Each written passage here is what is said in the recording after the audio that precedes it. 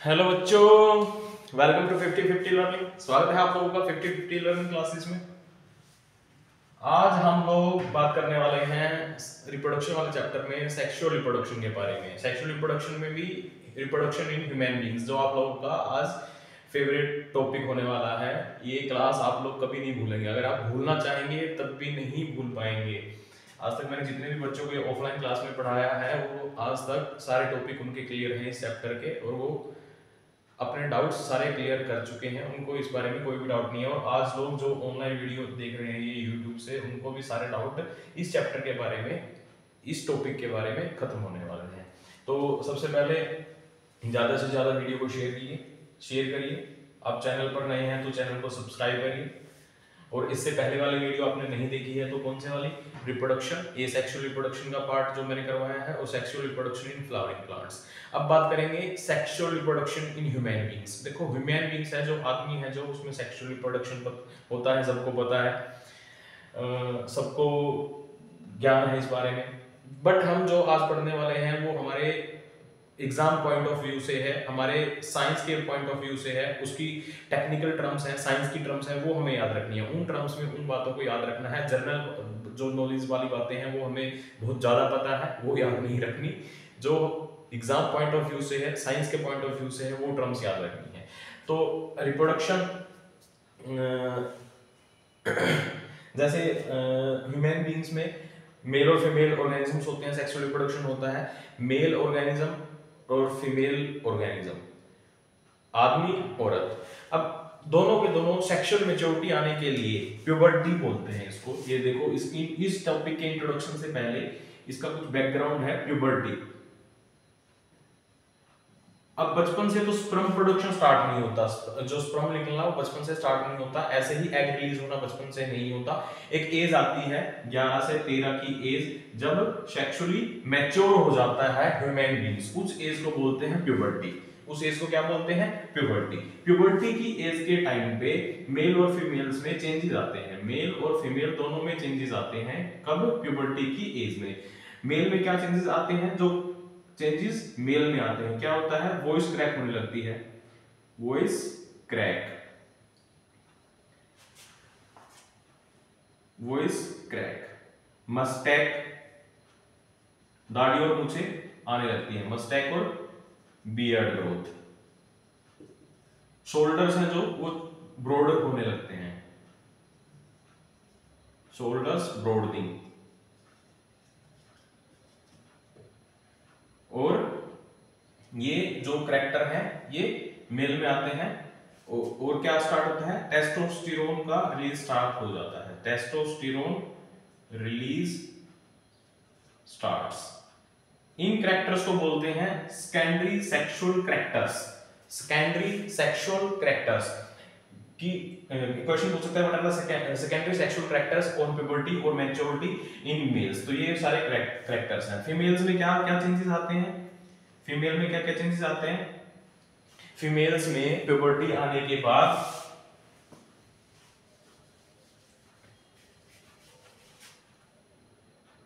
सबसे पहली जो बात होती है, मेंस्ट्रुअल साइकिल स्टार्ट हो जाता है, जिसको पीरियड्स बोलते हैं।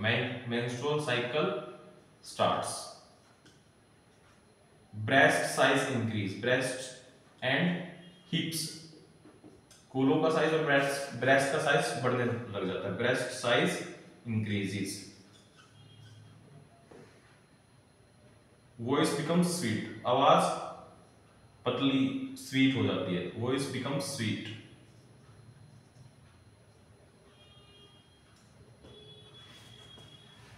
ये चेंजेस आते हैं फीमेल्स में। पल्विक रीजन है जो हिप्स के अराउंड का एरिया है, पल्विक रीजन, वो ब्रॉड होने लगता है, रीजन ब्रॉडनिंग। ये है फीमेल्स में। ये चेंजेस क्या आते हैं? फीमेल्स में आते हैं। अब कुछ है कॉमन चेंजेस जो मेल और फीमेल दोनों में आते हैं। क्वेश्चन पूछ सकता है, what are the common changes which occurs both in male and female at the time of puberty. Puberty के टाइम पे जो मेल और फीमेल दोनों में आते हैं, दोनों में क्या चेंजेस आते हैं? अच्छा, एक और था इसमें फीमेल्स में, प्रोजेस्टेरोन और एस्ट्रोजन हार्मोन का रिलीज स्टार्ट हो जाता है। ये फीमेल्स में होता है। मेल्स में और फीमेल्स में जो कॉमन है, कॉमन क्या है, स्किन ऑयली हो जाती है, स्किन ऑयली हो जाती है, पिंपल्स आते हैं, दोनों में आते हैं, मेल्स में भी फीमेल्स में भी, दोनों में आते हैं। जेनाइटल और एक्सिलरी अंडर आर्म्स में हेयर ग्रोथ स्टार्ट हो जाती है। अपोजिट सेक्स है जो, मेल्स को फीमेल्स में, फीमेल्स को मेल्स में अट्रैक्शन होने स्टार्ट हो जाता है, अपोजिट सेक्स अट्रैक्शन। ये है जो, ये कॉमन चेंजेस है जो मेल और फीमेल दोनों में आते हैं। कब आते हैं, प्यूबर्टी की स्टार्ट होने के बाद, मैच्योरिटी आने के बाद।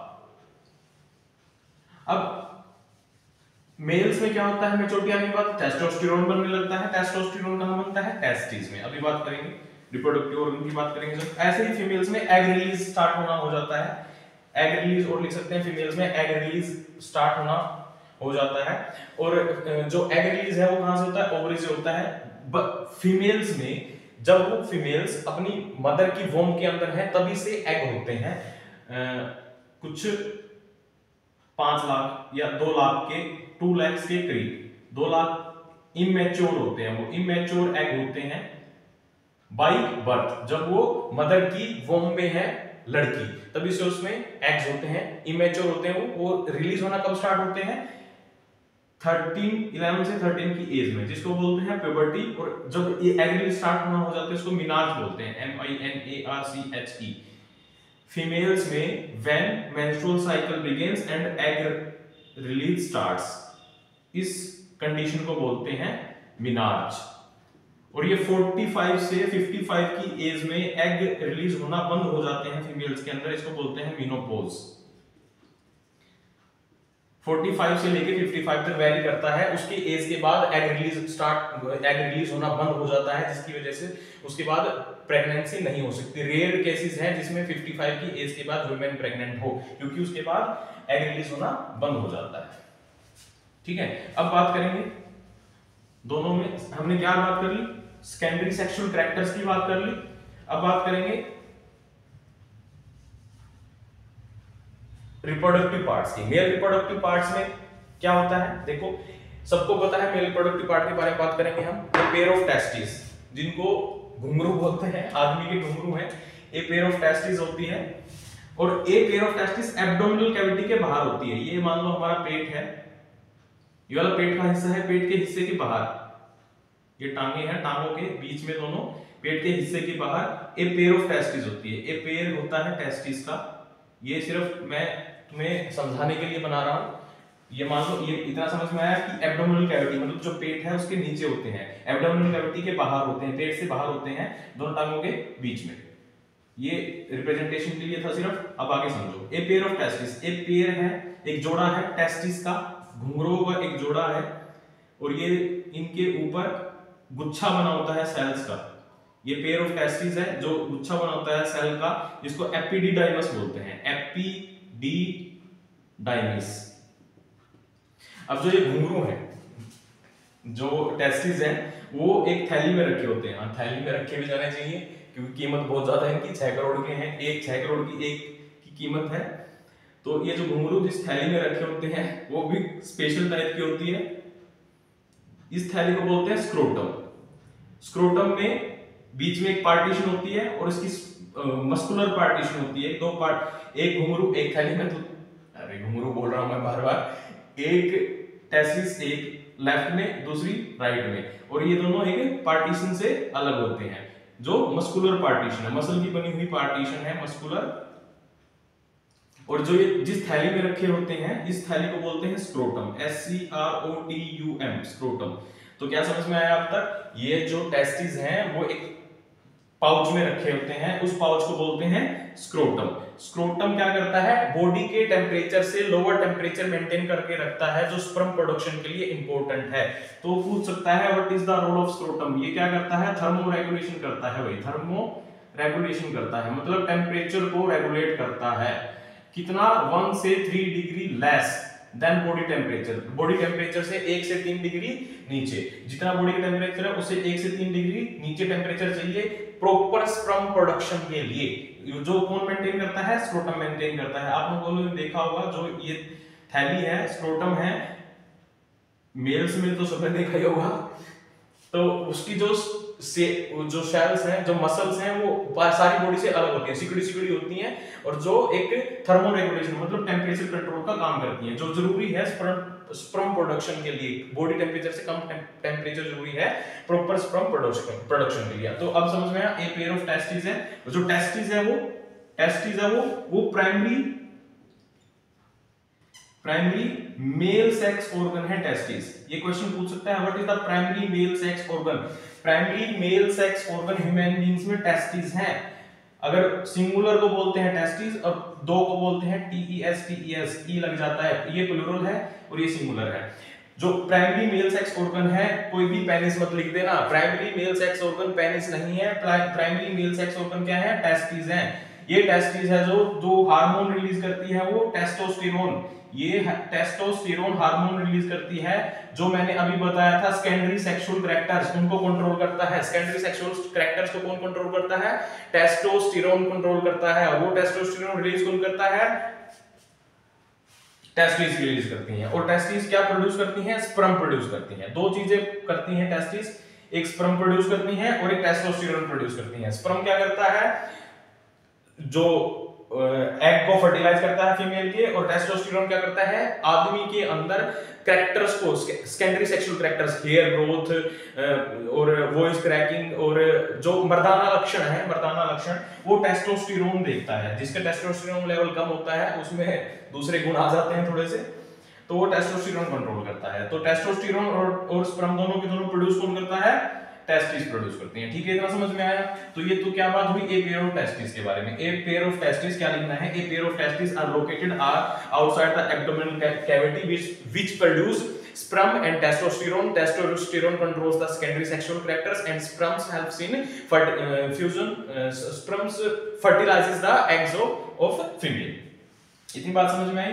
Testes are kept in a pouch like structure called scrotum which controls the temperature required for the proper production of sperms. इतना समझ में आया? अब बात करते हैं दूसरी, एपिडिडाइमस है ये। अब इस टेस्टिस में से स्पर्म ले जाने के लिए नालें निकलती हैं। टेस्टिस में से स्पर्म निकालने के लिए, ले जाने के लिए नलियां हैं, वेसल्स हैं, जिनको वास डिफरेंस बोलते हैं। ये जो वेसल्स हैं, जो नलियां हैं, स्पर्म्स को लेके जाएंगी टेस्टिस में से, इनको क्या बोलते हैं? वास डिफरेंस बोलते हैं। ठीक है, तो हर एक टेस्टिस से एक वास डिफरेंस निकल के जाएगी, और ये वास डिफरेंस कहां जाके अटकेंगी? हर एक दोनों के दोनों साइड एक एक होगा।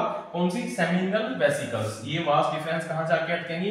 सेमिनल, इस साइड की इस साइड सेमिनल वेसिकल, इस साइड की इस साइड सेमिनल वेसिकल। और ये सेमिनल वेसिकल क्या है?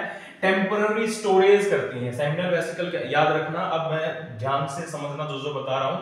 सेमिनल वेसिकल्स टेम्पोररी स्टोर करती हैं किसको? यहां से जो स्पर्म निकला, उनको स्पर्म को टेम्पररी स्टोर करता है। ये कौन है? सेमिनल वेसिकल है। ये कौन है? सेमिनल वेसिकल है।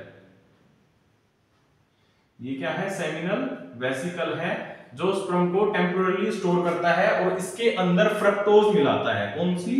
शुगर मिलाता है। कौन सी? फ्रक्टोज। कौन सी शुगर मिलाता है सेमिनल वेसिकल स्पर्म के अंदर? फ्रक्टोज। और फ्रक्टोज से ही पता चलता है, ध्यान से सुनना, ये जो शुगर है फ्रक्टोज, ये ह्यूमन बीइंग्स में, ह्यूमन बॉडी में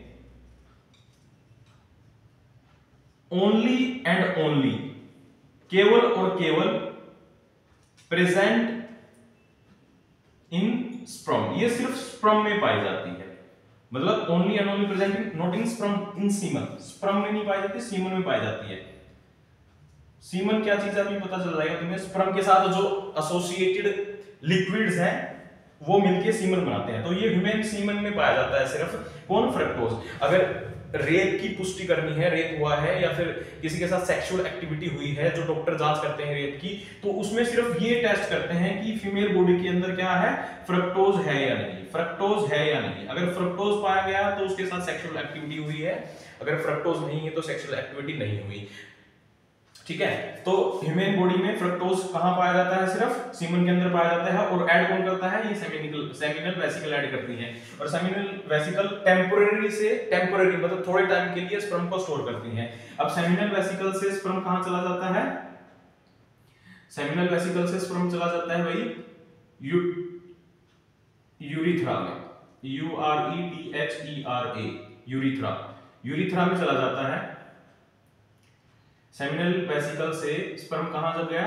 यूरिथ्रा में चला गया। ये जो हम यूरिथ्रा पढ़ रहे हैं, यूरिथ्रा।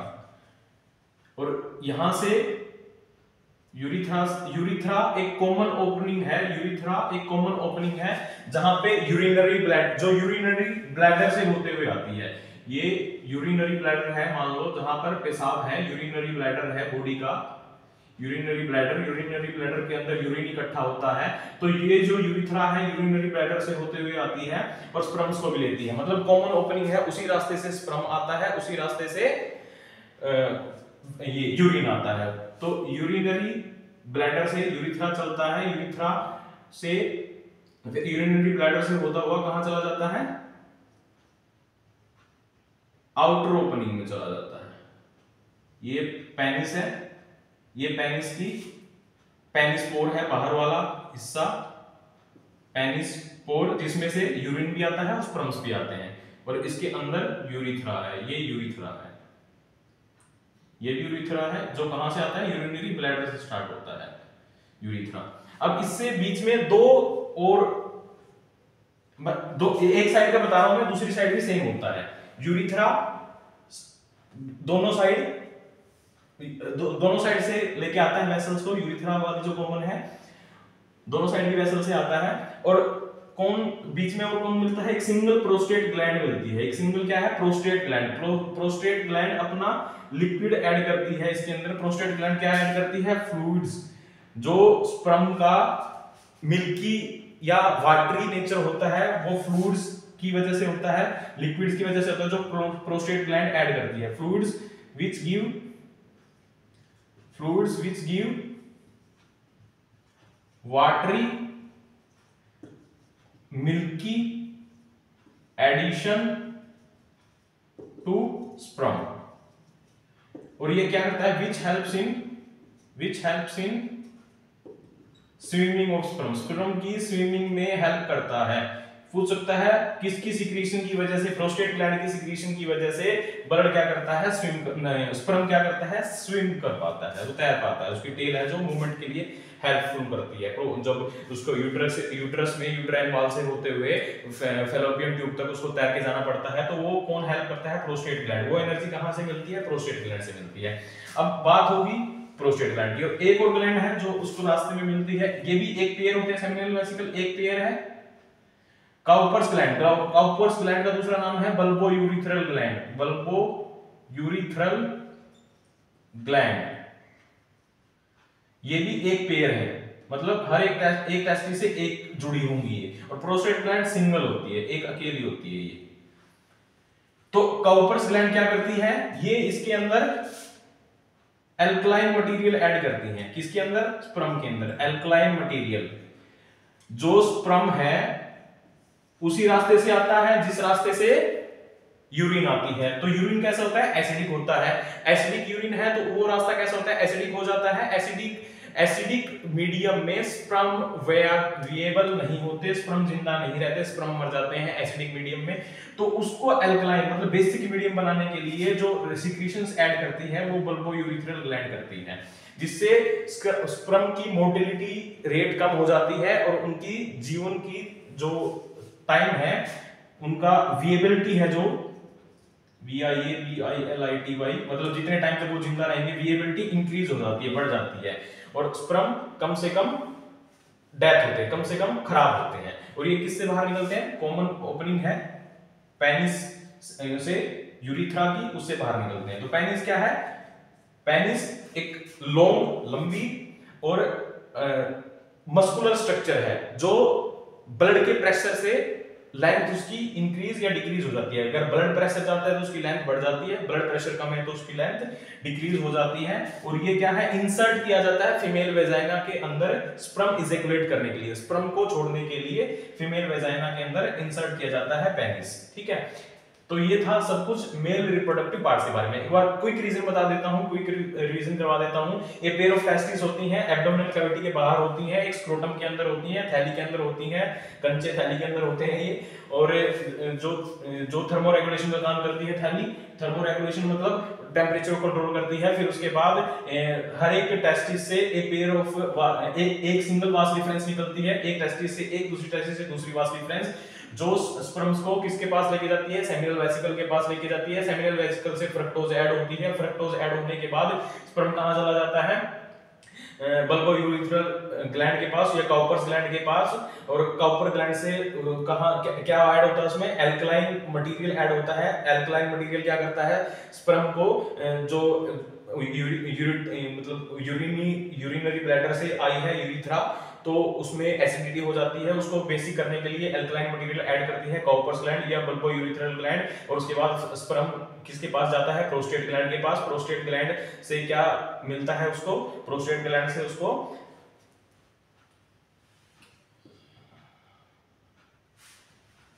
प्रोस्टेट ग्लैंड से उसको मिल्की और वाटरी मटेरियल, वाटरी और जो मिल्की लिक्विड है वो मिलता है, जो उसका स्विमिंग में हेल्प करता है। तो इतना समझ में आया।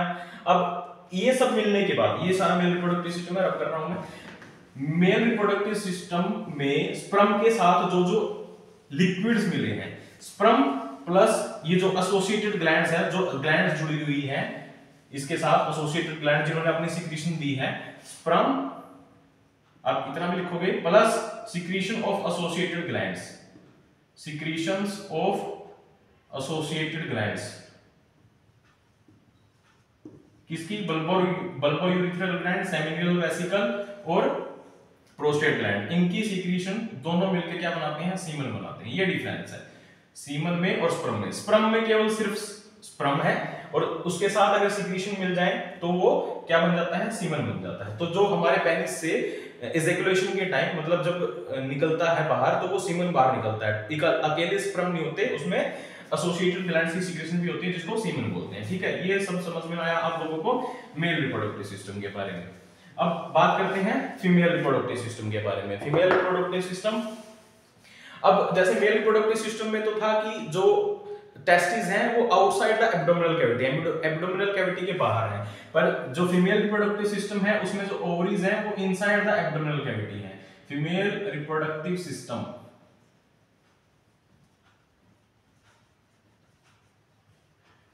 इसमें क्या है, a pair of testis, A pair of ovaries, testis तो मेल में होंगी, इसमें क्या होगी, ओवरीज होगी। ए पेयर ऑफ ओवरीज, एक पेयर होता है ओवरीज का, और हर एक ओवरी कैसी है, आमंड शेप की है, almond shaped.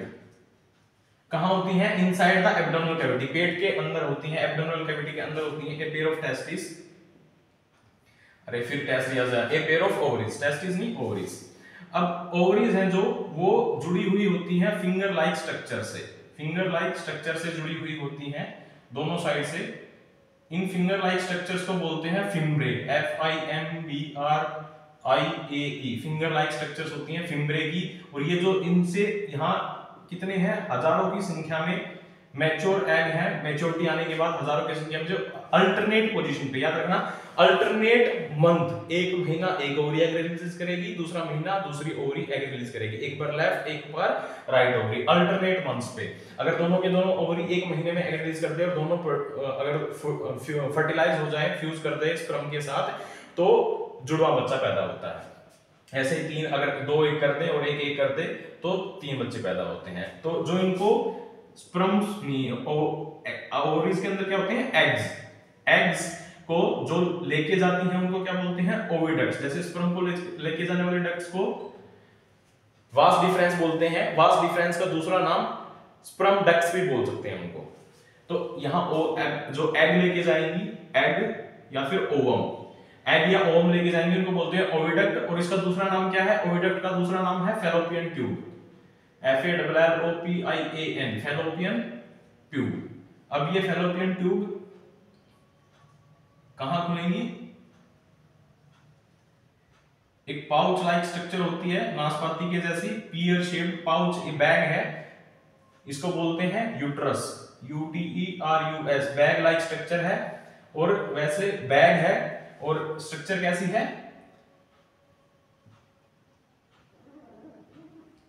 Bag like structure है, पियर शेप्ड, नाशपाती के आकार की है, पियर शेप्ड, क्या है? यूट्रस है। अब जो एग आया, यूट्रस की जो अंदर वाला हिस्सा है इसको सर्विक्स बोलते हैं, जो पतला हिस्सा है, थिन एज है, पतला किनारा है, उसको सर्विक्स बोलते हैं। और सर्विक्स आगे जाके किसमें खुलता है? वजाइना में खुलता है। ये वाला पोर्शन है जो ये वजाइना है, जो सेकेंडरी फीमेल रिप्रोडक्टिव पार्ट है, सेकेंडरी फीमेल रिप्रोडक्टिव पार्ट है। प्राइमरी फीमेल रिप्रोडक्टिव पार्ट क्या है? ओवरी है। क्या है? ओवरी है। प्राइमरी, जैसे मेल्स में primary male reproductive part testis है, ऐसे ही फीमेल्स में ओवरी है। और जो ओवरीज है वो क्या प्रोड्यूस करती हैं? एग प्रोड्यूस करती हैं, एस्ट्रोजन प्रोड्यूस करती हैं और प्रोजेस्टेरोन प्रोड्यूस करती है। ये फीमेल सेक्स हार्मोन है, एस्ट्रोजन और प्रोजेस्टेरोन, जो रिस्पांसिबल हैं सेकेंडरी सेक्सुअल कैरेक्टर्स के लिए। जो अभी बात करेंगे हमने पहले सेक्सुअल कैरेक्टर्स, ये सेकेंडरी सेक्सुअल कैरेक्टर्स के लिए रिस्पांसिबल है, सेकेंडरी सेक्सुअल कैरेक्टर्स के लिए रिस्पांसिबल है। ठीक है, तो ए पेयर ऑफ ओवरीज है जो एग रिलीज करती है अल्टरनेट मंथ पे, जो एग को लेके जाती है, ओविडक्ट है, फैलोपियन ट्यूब है। अब जब सर्विक्स है, जो इनर एज है, थिनर एज है किसका? यूट्रस का। यूट्रस एक बैग लाइक स्ट्रक्चर है जिसमें बेबी रहता है 9 महीने तक। वजाइना जो सेकेंडरी सेक्सुअल पार्ट है जिसमें पेनिस इंसर्ट किया जाता है और एग रिलीज होता है। 7 से 10 सेंटीमीटर लेंथ होती है वजाइना की, 7 से 10 सेंटीमीटर लेंथ होती है वजाइना की, जिसमें हम जो फीलिंग है सेक्सुअल एक्टिविटीज की उसको फील कर सकती है फीमेल। 7 से 10 सेंटीमीटर की लेंथ है जिसमें उसको फील होता है कि पेनिस इंसर्ट हुआ है। तो इजैकुलेट, यहाँ पे जब पेनिस इंसर्ट होगा, इजैकुलेशन के बाद जो स्पर्म्स है वो कहाँ जाएंगे? फर्टिलाइजेशन। फर्टिलाइजेशन क्या है? मेल और फीमेल गैमेट्स है। मेल का गैमेट है, मेल गैमेट है जो 50% पार्ट हमने पढ़ा था किसमें? प्लांट्स में, सेक्सुअल रिप्रोडक्शन में मेल का जो 50% पार्ट है वो मेल गैमेट, जिसको क्या बोलते हैं? जर्म सेल्स भी बोलते हैं, जर्म सेल्स भी बोलते हैं या सेक्स सेल्स भी बोलते हैं। मेल का कौन है? स्पर्म है। और ऐसे ही फीमेल का फीमेल गैमेट है, फीमेल जर्म सेल्स है, फीमेल सेक्स सेल्स है। अब जो उनका फ्यूजन होता है, क्या जब स्पर्म आने के बाद कहां जाता है? वो इंटरनल फर्टिलाइजेशन होती है, तो स्पर्म को अंदर छोड़ना पड़ता है वजाइना के। वजाइना के अंदर जाने के बाद यूट्रस से होता हुआ फैलोपियन ट्यूब में एग रिलीज हुआ, एग और यहां पर से आया एग और वहां से आया स्पर्म। एग और स्पर्म का फ्यूजन होता है कहां पे? फैलोपियन ट्यूब पे। ये क्वेश्चन बहुत बार पूछता है कि ह्यूमन बीइंग्स में फर्टिलाइजेशन कहां होती है? कहां होती है फर्टिलाइजेशन? फैलोपियन ट्यूब के अंदर। फैलोपियन ट्यूब के अंदर फर्टिलाइजेशन होती है। फर्टिलाइजेशन होने के 4 से 5 दिन के बाद, 4 से 5 डेज, 4 से 5 दिन के बाद जो है फर्टिलाइज्ड एग क्या बन जाता है? फर्टिलाइज्ड एग, इधर देखो, फर्टिलाइज्ड एग से क्या बनता है? जाइगोट। जो ये जाइगोट है, जाइगोट कहां जाके चिपक जाता है? यूट्रस की वॉल पे जाके चिपक जाता है, यूट्रस की वॉल्स पे जाके चिपक जाता है। और 9 से 10 दिन के बाद प्लेसेंटा की डेवलपमेंट हो जाती है, प्लेसेंटा की डेवलपमेंट हो जाती है, प्लेसेंटा बन जाता है। प्लेसेंटा क्या चीज है? प्लेसेंटा वो मीडियम है, वो स्ट्रक्चर है, किसी एक मस्कुलर स्ट्रक्चर है जो बेबी को और मदर को जोड़ के रखती है आपस में, बेबी और मदर को आपस में जोड़ के रखती है, उसको प्लेसेंटा बोलते हैं। प्लेसेंटा के थ्रू बेबी मदर से न्यूट्रिशन लेता है और एक्सक्रीशन भी, एक्सक्रीटरी प्रोडक्ट, कार्बन डाइऑक्साइड या वेस्टेज मटेरियल है, अमोनिया जो भी निकलता है वो ब्लड के थ्रू, न्यूट्रिशन भी ब्लड के थ्रू लेता है और ब्लड के थ्रू ही उसको मदर से ट्रांसफर कर देता है और मदर फिर उसको बॉडी से बाहर निकालती है। तो ये काम किसका है? प्लेसेंटा का है। प्लेसेंटा जो जहां बेबी के साथ जुड़ा होता है उसको अम्बिलिकल कॉर्ड बोलते हैं। अम्बिलिकल कॉर्ड बोलते हैं, नाल बोलते हैं, जो बोलते हैं कि नाल फंस गई गले में डिलीवरी के टाइम, तो अम्बिलिकल कॉर्ड बोलते हैं उसको। ठीक है, इतना समझ में आया। फर्टिलाइजेशन कहाँ होती है? फैलोपियन ट्यूब में। फर्टिलाइजेशन होने के 4 से 5 दिन के बाद वो कहाँ आ जाता है? यूट्रस में, और 9-10 दिन के बाद प्लेसेंटा की डेवलपमेंट हो जाती है। इतना समझ में आया सबको? ठीक है। अब इन केस की फर्टिलाइजेशन होने के बाद बेबी के जन्म तक के समय को, जब तक बेबी का जन्म नहीं हो जाता फर्टिलाइजेशन होने के बाद, उस टाइम पीरियड को गैस्टेशन पीरियड बोलते हैं। क्या बोलते हैं उसको? गैस्टेशन पीरियड बोलते हैं। क्या बोलते हैं? Gestation period. GESTATION, gestation period. Time period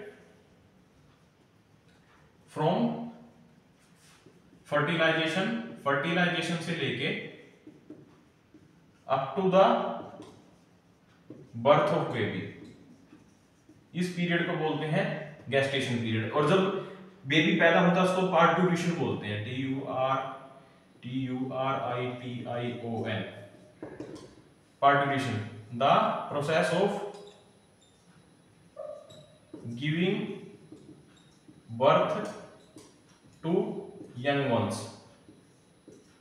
baby को जो बर्थ देती है, मतलब डिलीवरी भी बोल सकते हैं इसको, डिलीवरी को पार्टुरेशन बोलते हैं। पार्टुरेशन के बाद क्या स्टार्ट हो जाता है? Lactation period. जब माँ बच्चे को दूध पिलाती है उस टाइम पीरियड को, 1 साल तक lactation period. The milking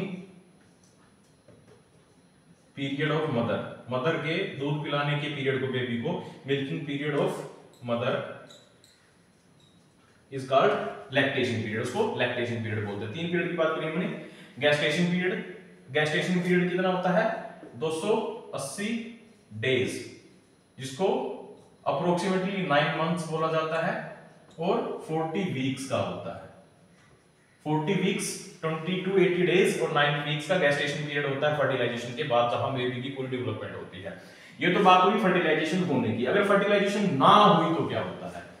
fertilisation ना हुई तो, अब हर बार तो सेक्सुअल एक्टिविटी होती नहीं है, हर बार तो स्पर्म बॉडी के अंदर एंटर नहीं होते, या सेक्सुअल एक्टिविटी नहीं होती। कहने की बात है सेक्सुअल एक्टिविटी नहीं होती तो फर्टिलाइजेशन नहीं होगी। अगर फर्टिलाइजेशन अगर नहीं हुई तो क्या होगा? देखो, अगर फर्टिलाइजेशन नहीं हुई तो फीमेल बॉडी हर महीने ये मान के चलती है कि फर्टिलाइजेशन होगी, और उसके लिए क्या करती है? जो हमारा ये था यूट्रस की वाल्स मोटी होने लगती है, थिक होने लगती है। यूट्रस की इनर वाल्स को बोलते हैं एंडोमेट्रियम। उसमें नहीं लिखा तो लिख लेना उसको, आप जहां भी जो भी बुक पढ़ोगे उसमें सब लिखा मिलेगा, आपको सिर्फ समझना है। इनर वाल्स को बोलते हैं एंडोमेट्रियम। जो एंडोमेट्रियम है वो थिक होने लगती हैं स्टार्टिंग से ही, जब जो लेडी मतलब लड़कियां हैं उनको पता होगा, और जो लड़के हैं उनको भी मैं बता देता हूं कि जो मेंस्ट्रुअल साइकिल मतलब पीरियड की ब्लीडिंग होती है उसके 1 से 5 दिन के बाद से ही दोबारा से ये जो एंडोमेट्रियम है, इनर वाल्स है यूट्रस की, वो मोटे होने लगती है, ये सोचकर कि फर्टिलाइजेशन होगी। अगर फर्टिलाइजेशन नहीं हुई तो जो इनर वाल्स है ना, फर्टिलाइजेशन एग रिलीज होने के बाद 2 से 3 दिन के बाद जो इनर वाल्स है वो टूटने लगती है, और 28 डेज होते होते इनर वाल्स टूट के वजाइना के थ्रू बाहर निकलती है। वजाइना के थ्रू आउटसाइड द बॉडी जाती है, किसकी फॉर्म में? ब्लड और म्यूकस की फॉर्म में, ब्लड प्लस म्यूकस की फॉर्म में। क्या समझ में आया? फीमेल बॉडी हर महीने ये अपनी तैयारी करके चलती है कि फर्टिलाइजेशन होगी, जिसकी वजह से एंडोमेट्रियम की, यूट्रस की इनर वॉल्स मोटी होने लगती हैं। अगर फर्टिलाइजेशन नहीं होती तो वॉल्स टूट जाती हैं और ब्लड के रूप में और म्यूकस के रूप में वजाइना के थ्रू बाहर निकलती हैं। इसी को बोलते हैं पीरियड्स और मेंस्ट्रुअल साइकिल। इसी को बोलते हैं पीरियड्स और मेंस्ट्रुअल साइकिल। ये फीमेल्स के अंदर हर महीने चलता है। ये 28 डेज का साइकिल होता है, 28 डेज का साइकिल होता है, जिसमें 3 से 5 दिन तक ब्लीडिंग हो सकती है। एग रिलीज मोस्टली 14 डेज के आसपास होता है। एग रिलीज जो होता है, अंडा रिलीज होता है ओवरी से, वो 14 डेज के पास, इसके आसपास, मतलब 12 से लेके 16 तक कहीं भी हो सकता है, 14 डेज के आसपास एग रिलीज होता है। ठीक है, ये हुई अगर फर्टिलाइजेशन नहीं हुई। फर्टिलाइजेशन नहीं हुई तो क्या होगा, मेंस्ट्रुअल पीरियड होगा, मेंस्ट्रुअल साइकिल होगा। तो ये तो बात हुई फर्टिलाइजेशन की।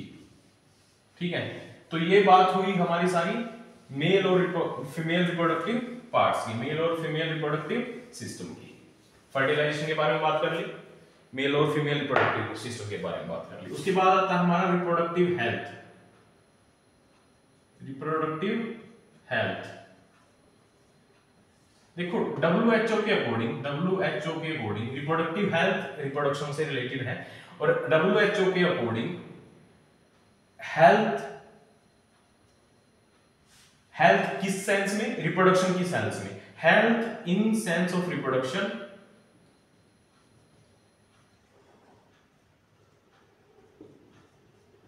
is being reproductively healthy in aspect of physical, mental, emotional and social। कहने का मतलब ये है कि अकेला अगर फिजिकली हेल्दी है रिप्रोडक्शन के लिए तो वो हेल्थ नहीं है, उसको लिए मेंटली हेल्दी भी होना चाहिए, दिमाग से भी सही होना चाहिए, इमोशनली इमोशंस पे कंट्रोल होने चाहिए, और समाज में भी सोशली भी उसको हेल्दी होना चाहिए, वो है रिप्रोडक्टिव हेल्थ। इस रिप्रोडक्टिव हेल्थ के अंदर बहुत सारे टॉपिक आते हैं, फीमेल हेल्थ, पॉपुलेशन कंट्रोल,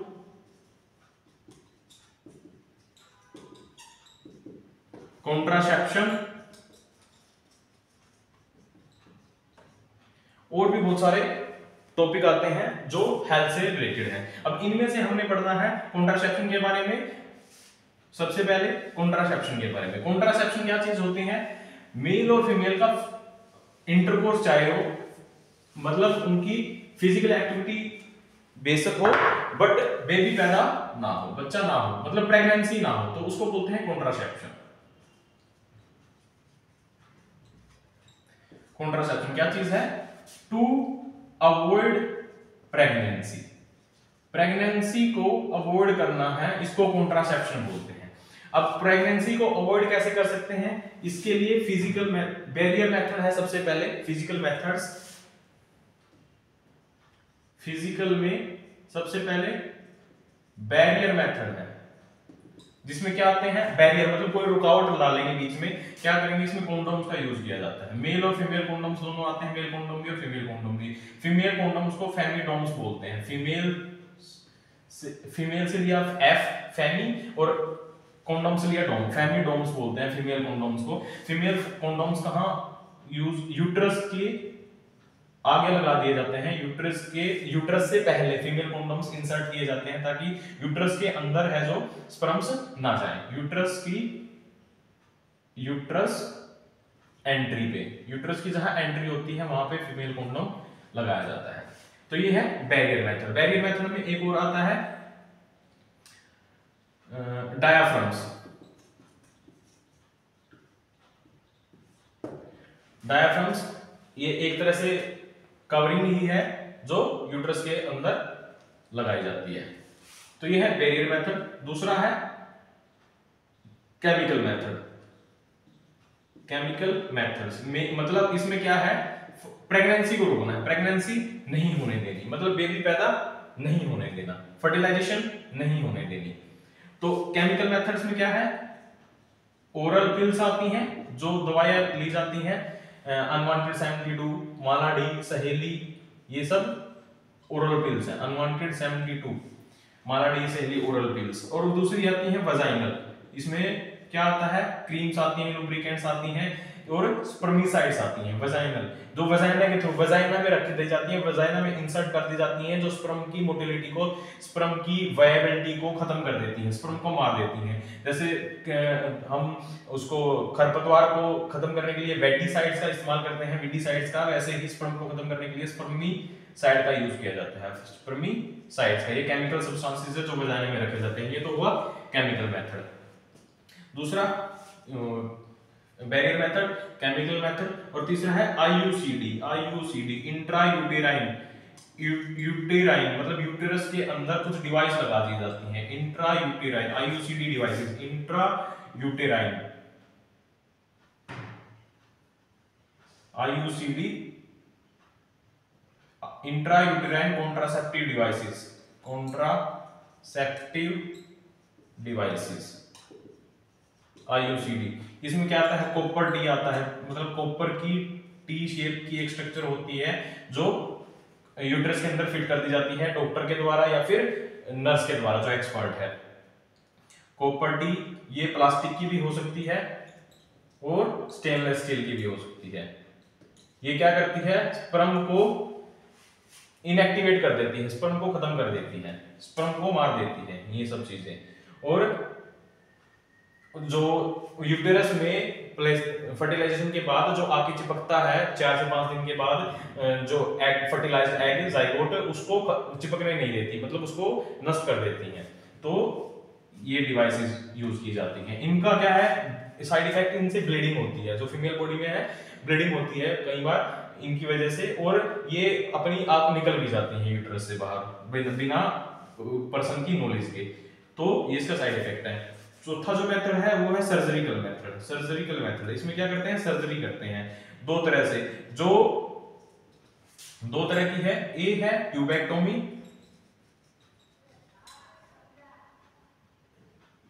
और ये ट्यूबेक्टोमी किसमें होती है, फीमेल्स में, और जो मेल्स में है उसको वासेक्टोमी बोलते हैं, वैसेक्टोमी। सर्जरिकल मेथड्स हैं।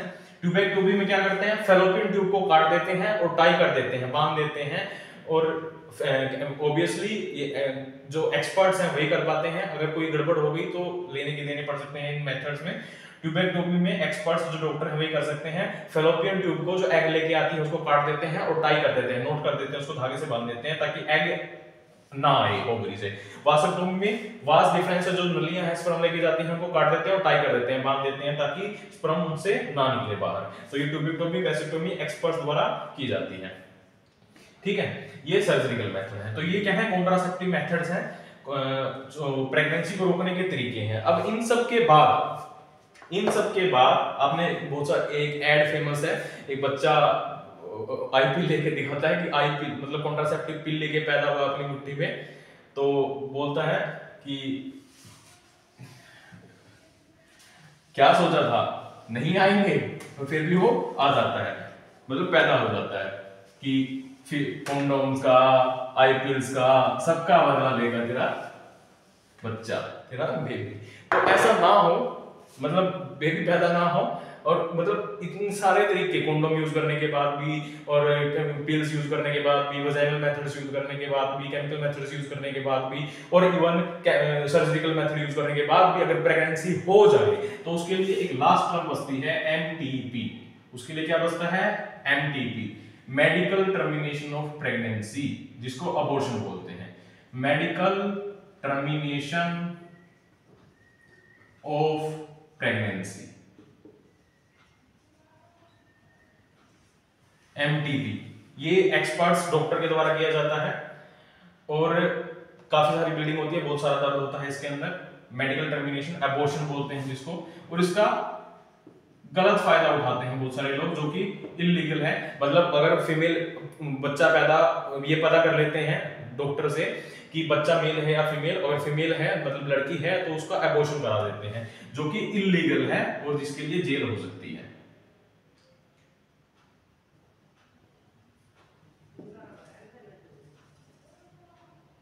इलीगल है और उसके लिए जेल हो सकती है।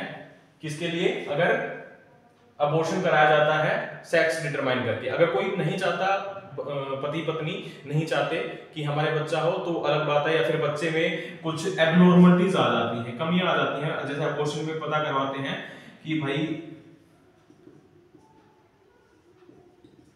एबनॉर्मलिटी आ जाती है कि इसमें सिंड्रोम आ गया, कुछ गलती आ गई, जीन मिक्स हो गए या फिर कोई बीमारी आ गई, तो अबॉर्शन कराना पड़ता है। पर कुछ गलत लोग इसका फायदा उठाते हैं, जो फीमेल बेबी को मार देते हैं। इसको बोलते हैं फीमेल फोर्टिसाइड, जो हमारा लास्ट टॉपिक है, फीमेल फोर्टिसाइड। इसी चीज को फीमेल फोर्टिसाइड बोलते हैं और इलीगल है, इसके लिए जेल है। तो आप लोगों को ऐसा बिल्कुल नहीं करना है। अपने बच्चे का सेक्स डिटरमिनेशन ये जानने के लिए लड़का है लड़की नहीं कराना है। ये किस टेक्निक से होता है, वैसे जो बंद कर रखी है डॉक्टर ने, नहीं करते, पर इंफॉर्मेशन के लिए जरूरी है। अमीनोसेंटेसिस से होता है ये, अमीनोसेंटेसिस। ठीक है, तो कॉन्ट्रासेप्शन होगी, रिप्रोडक्टिव हेल्थ हो गया, फीमेल फोर्टिसाइड हो गया। ये हमारा चैप्टर पूरा लगभग हो चुका है। एक जनरल नॉलेज के लिए आप लोगों को बता रहा हूं कि प्रेगनेंसी के टाइम फीमेल हेल्थ बहुत जरूरी है। प्रेगनेंसी के टाइम क्योंकि सारे के सारे जो न्यूट्रिशन है या फिर जो बॉडी पार्ट्स बनते हैं वो सब क्या न्यूट्रिशन फीमेल बॉडी से लिया जाता है। और उस फीमेल के अंदर प्रेगनेंसी में ध्यान रखने की चीजें हैं कि उसकी प्रॉपर डाइट है, कोई स्मोकिंग नहीं करती फीमेल, ड्रिंकिंग नहीं करती, अल्कोहल ड्रिंक नहीं करती, एक अच्छे हेल्दी इन्वायरमेंट में रहती है, मेंटल स्ट्रेस नहीं है, किसी भी टाइप का मेंटल स्ट्रेस नहीं होना चाहिए, किसी भी टाइप के सोशल या फिर घर में पैसे को लेकर कोई भी क्लेश या कोई भी ऐसी इंफॉर्मेशन बच्चे के जो मतलब मदर के दिमाग पर स्ट्रेस लाए, ऐसी नहीं होनी चाहिए। ये उसके एडवर्स इफेक्ट डालेगा अगर ऐसी कोई कंडीशन है तो उसके होने वाले बच्चे के ऊपर। तो इन सब बातों का जरूर ध्यान रखना है, फीमेल्स के लिए, मेल्स को भी, और खुद फीमेल्स को भी अपने अच्छे बेबी के लिए। तो ये हमारा चैप्टर था पूरा। आप लोगों से उम्मीद है कि आप लोगों को समझ में आया होगा। सब नहीं समझ में आया तो आप पीछे करके एक बार देखो, दो बार देखो, बिल्कुल समझ में आएगा। और ज्यादा से ज्यादा इसी ऐसे ही ज्यादा समझने के लिए वीडियो को ज्यादा से ज्यादा शेयर करो अपने दोस्तों के साथ, अपने जानने वालों के साथ, जिनसे आप चाहते हो कि अच्छा कंटेंट पढ़े और अच्छे सीखें। तो कुछ डाउट है इस चैप्टर के बारे में, कुछ भी डाउट है तो आप कमेंट सेक्शन में लिख सकते हो, सारे डाउट्स के आंसर किए जाएंगे। Thanks for watching.